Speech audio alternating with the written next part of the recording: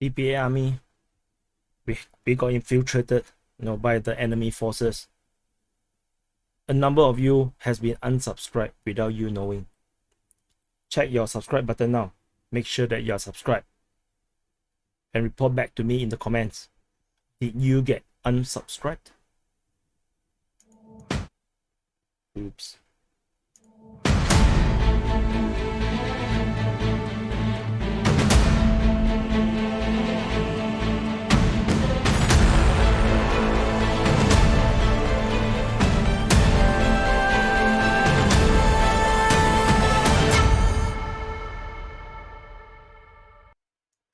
Hello everyone, this is Defense Politics Asia, and this is the summary for the day of 208, 19th of September.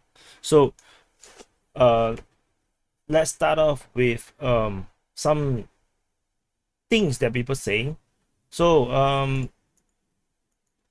Russia has warned against Ukraine to claiming Crimea. So according to the Kremlin statement, Kremlin, in case you don't know, is actually the palace in Moscow where Putin worked in. So Crimea is an integral part of Russian Federation, and any claims to Russian territory will receive a proper response. So a very cryptic line from the Kremlin. And so there is also another interesting development coming out from the Donbas region. The public chamber of the Luhansk People's Republic appealed. So not sure if this is a real appeal or it's just an instruction to tell them to appeal to the head of the Republic of the Luhansk People's Republic to immediately hold referendum on recognizing it as part of the Russian Federation. And this is immediately follow up with the same public chamber, but this time round is from a Donetsk People's Republic, following the colleagues in the Luhansk side to call on the leadership of the DPR, the Donetsk People's Republic, to immediately hold referendum to join Russia as well. And then this is actually confirmed later with the DPR's leader Pushilin publishing a video where he agreed with the leader of the Luhansk People's Republic, Pasechnik, on the synchronization of their actions in order to hold referendum to join the Russian Federation. Not sure as one entity or not. I'm not sure, because they put LDNR, basically Luhansk Donetsk People's Republic. So it could be a case where they actually will join together as Donbas, or they could join separately as Luhansk and Donetsk. Although I think it will be more likely to be separate, because they are both leaders. If you just join them together, you're going to have some kind of internal conflict. However, Donetsk is not really in a very good situation because they are still, only half liberated. So it's going to take some convincing for Russia to actually just accept them. So anyway, they will be, the two leaders has pledged to unite efforts for the respective governments and their parliaments to actually develop steps to prepare for this referendum. And there's a response coming out from Russia as well, that the deputy of the State Duma, Vodolatsky, has said that the referendum on recognizing the Luhansk People's Republic as a subject of the Russian Federation will be held in the fall, which means autumn, which means it's just 1 or 2 months time. And the electoral system of the Luhansk People's Republic is 100% ready to hold a referendum to recognize the republic as a subject of the Russian Federation. However, in this statement, noticeably, Donetsk is actually not mentioned. So perhaps it is because of this that the Luhansk and Donetsk is kind of trying to work together to try to find a solution, so that the recognition or the ascension of this newly self-proclaimed People's Republic will be joining the Russian Federation, and not just Luhansk on its own. However, this movement is also accelerated perhaps because previously the idea was to liberate Donetsk first before they actually do this referendum. However, the timeline seems to have speed up.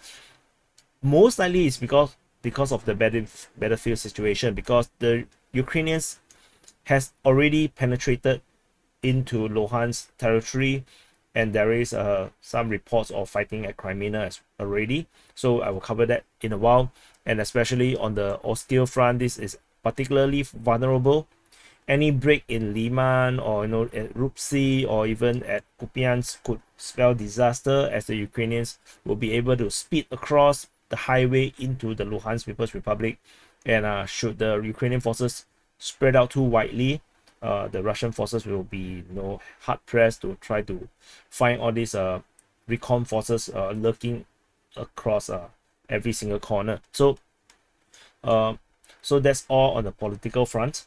And there is a Russian Su25 shot down over Ukraine, according to the Ukraine Defense Ministry.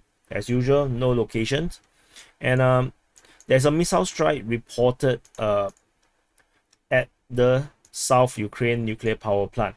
And this thing came out actually a few days late, because this is actually happening 3 days ago. And the video allegedly is at the Zaporizhzhia nuclear power plant, and we saw some explosion in that video. So, however, then there's a statement coming out saying that the strike is actually not targeting the nuclear power plant. In fact, it's actually targeting a warehouse just south of the nuclear power plant here. They are targeting this thing because the Ukrainians allegedly has used this warehouse for fuel and lubricant storage.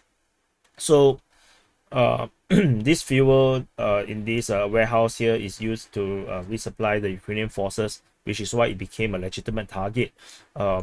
So according to the pro-Russian source Ryba, they say that the explosion did not happen at the nuclear power plant, and this is actually verified from the original preliminary statement, where the explosion occurred 300 meters from the nuclear reactors. So the damage on the preliminary report was that the whole building was damaged by shock wave, and the voltage lines were damaged. And you can also kind of tell that 300 meters is actually just nice. It's here. And there's also preliminary reports saying that the target was actually this substation here. However, in the end, the reports from the pro-Russian side is saying that the explosion is actually at the warehouse and not at the substation. But that's also give notice to the Ukrainian side that the substation can be hit, and that could also destroy the ability of this nuclear power plant to continue to supply electricity to the rest of the Ukrainian region around this area here. So it remains to be seen whether the Russians would want to hit onto the nuclear power plant territory itself, but I don't think so. So moving on to the southern front. At the southern front, the Ukrainian forces are launching a massive regrouping, as reinforcement is reported at Prybuzke, at Myrne, as well as at Liubomyrivka. And there is also attempts of demining to prepare for the next offensive attempt. So this is happening, and they are preparing, definitely clear signs that they are preparing for another attack. At over Oleksandrivka, Ukrainian Su-25 was shot down by the Russian air defense system, and this is reported by the Ministry of Defense of Russia. So at the Davydiv Brid Front, there is a report of Ukrainian withdrawal from Bezimenne and Shchaslyve, because they are unable to hold this position due to heavy bombardments by the Russian side. And the recon forces that was trying to hold this position withdrew 5 kilometers northwest of Bezimenne, and this actually measures up to around here. So they actually withdraw all the way from this farmland open territory into a safer grounds around Sukhistavo. And there is also reports of Ukrainian forces moving towards Davydiv Brid, and reportedly they are assault forces of the 46th. Not sure what is this. I think it's mechanized brigade. Several IFV and Turkish Kirpi armored personnel carriers are moving towards Davydiv Brid. So they are most likely planning to attack Davydiv Brid. Not sure how they're going to go about doing it. Sounds like a frontal assault, tentatively. So that's all from the Davydiv Brid front. And also there is actually at the Davydiv Brid front, the Ukrainians are trying to build multiple pontoons just south of Bereznehuvate. Reportedly, I think up to 5 pontoon bridges.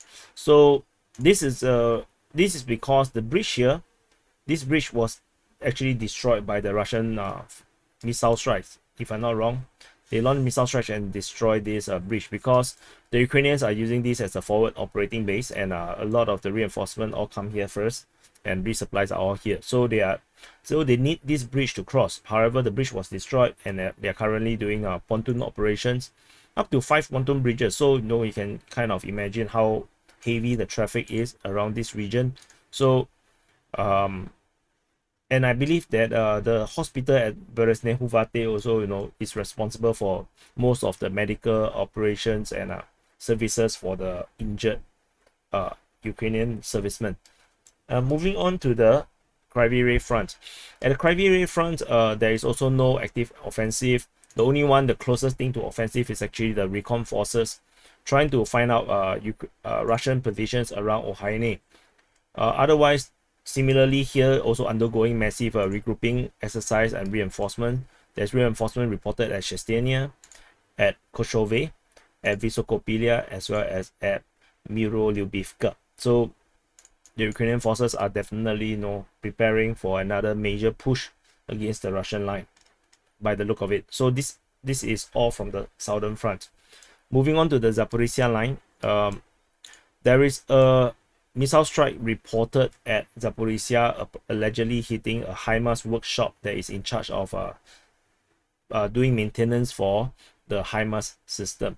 So that's all. That's actually coming from the Russian Defense Ministry, and there is reinforcement reported as well in this direction at Zaporizhzhia line, where several armored vehicles are delivered to Novoyakovlivka. So including the YPR 765 IFV. I personally not too sure what IFV is this. You can actually go and check it out yourself. And there is also demining operations off Orikhiv around the Shestirnya region, where they are trying to clear the region due to previous attempt in the previous offensive attempt. They actually hit their own mines, I guess, or Russian mines. Not sure whose mines is that. They are now doing mine clearing to prepare for this operation. According to pro-Russian sources, they are saying that the Ukrainians are preparing for an offensive around Orikhiv and Uyaipo. However, they will also do a diversionary offensive towards Vasilivka over here. So we shall see whether this turned out to be true. But since they reported it, the Ukrainians may not be able to do it anymore because their plans got reviewed. So that's all from the Zaporizhzhia line. Moving on to the Donetsk front. At the Donetsk front, fighting continues to be reported at Novoyakovlivka. There is a Ukrainian offensive at Myrne. Reportedly has been a daily attempt, up to 5 times a day. Sounds like eating medicine. Please take this medicine, the offensive 5 times a day. Do it after meal, and so they have been doing it for several days. So to no results, it seems. And there is reinforcement reported at Novoyakovlivka. And this is actually to recuperate losses of certain units. The unit reportedly is the 115 separate mechanized brigade. So, and then there is also fighting reported towards Pisky, also part of this offensive medicine, 5 times a day, against Pisky by the Ukrainian forces, also did not really have any results. That's all from the Donetsk front.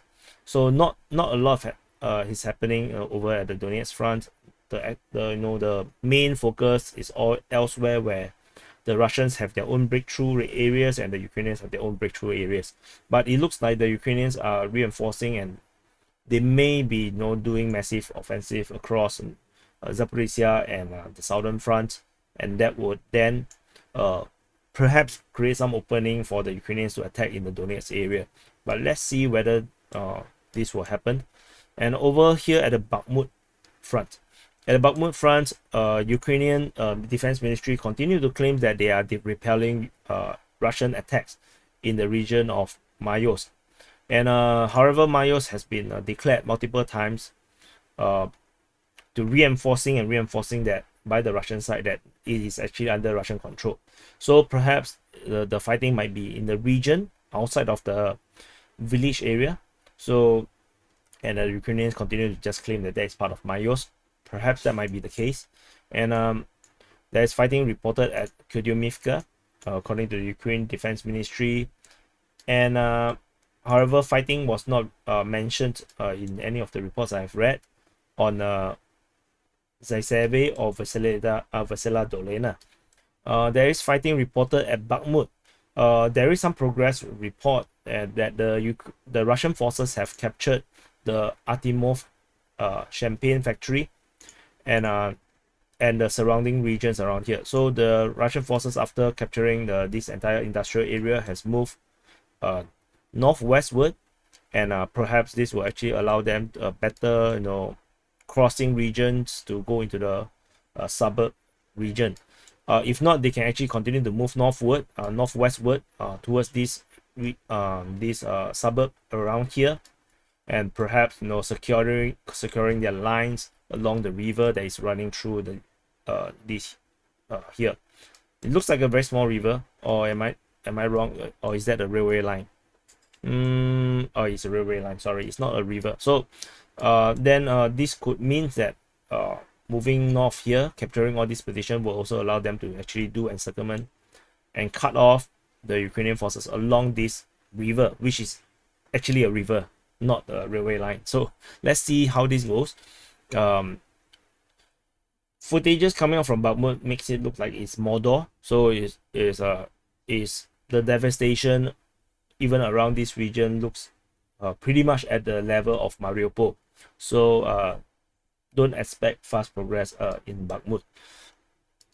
And there's no news regarding Soledar. Moving on to the Sivas front, there is this report from the Ukrainian Defense Ministry that there is fighting reported at Vasile. So it's been a long time since we heard anything about Vasile, and I suspect that the attack is coming from between Myroliubivka and Yakovlivka. So because I don't think that it's coming from Bereznehuvate. So let's see if there is any more information in the coming days about this attack. Although my gut feeling is that the entire attack will die down and just disappear. And moving to the Sivas front, the northern part of Sivas front, there is this very weird situation where there is attack reported at Crimea. So fighting reported at Crimea, and this is reported by the Donetsk People's Republic, Pushilin, and so we shall see how this goes. Unless I reported the wrong location, hopefully not,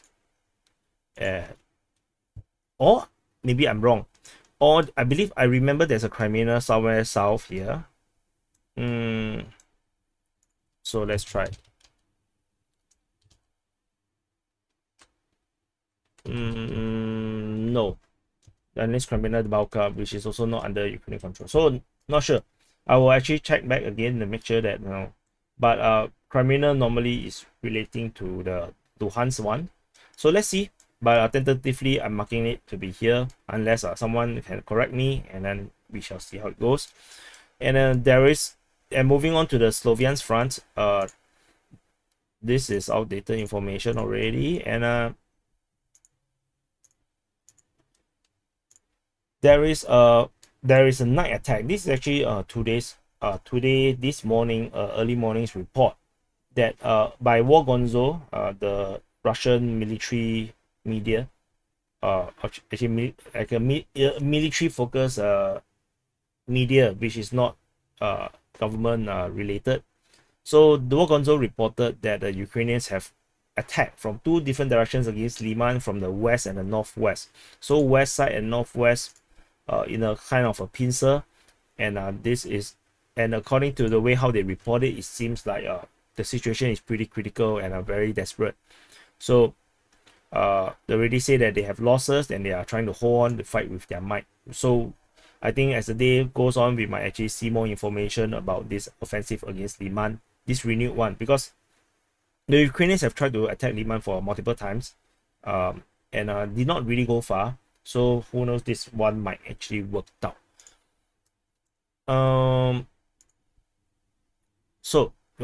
There is this pontoon crossing reported at Bohorodechny around here. Which means that the Ukrainians have good control around this region now, and this actually continue to push back the Russian front line in our mapping. And by the look of it, looks like Sevastopol is most likely under Ukrainian control. And what else do I have? The fighting reported around Rupsi to Oleksandrivka around this region was not reported anymore. Looks like the Ukrainians might have abandoned this offensive here. And we are moving into the Orikhiv Front.